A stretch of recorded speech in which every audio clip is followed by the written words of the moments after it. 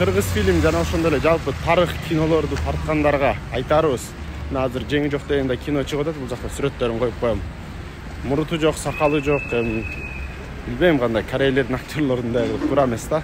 Анан жалпы эле ушундай тарыхый кинолорду, тарыхый каармандарды тартканда тарыхтан бурмалап ары бери тартып көркөм кылабыз деп эле ары бери бурбай жакшы кылып, мисалга мынакей түрктөр тартып атат.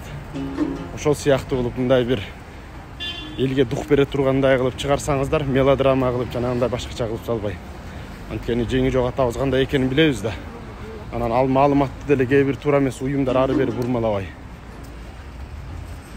Анткени бул жалпы элибизге, жаштарга мындай дух дем бере турган. Буга чейин Сагынбай атабыздын киносу чыккан. Ленинге сажда кылдырып койдуңар. Уят да бул нерсе.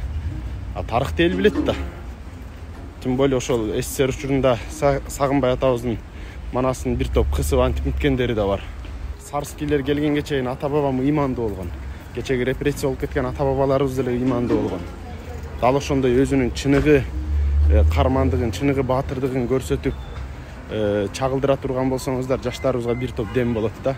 Анан ары бери бурмалап, балким кээ бир уюмдардан ошол кинону тартканга акча алып, алардын идеологиясына кошуп ийип, андай кылбаш керек.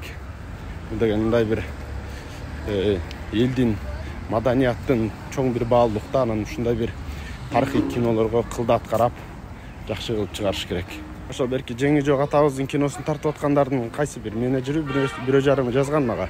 Ошол кино боюнча бир ой пикириңизди айтып, мындай элге чагылдырып койсоңуз, что кийиндай бир балким көрүүчүлөр көп болсун деген сыяктуу болуп. Анан мен ага айттым, биринчи кино чыксын, көрөлү. Анан эме кылабыз деп. Анткени мен көбүнчө кинолорду көрүп, анын ичиндеги идеология, багыттарын, нелер камтылган, нелер жок, ошолорун карап туруп анан айтабыз да.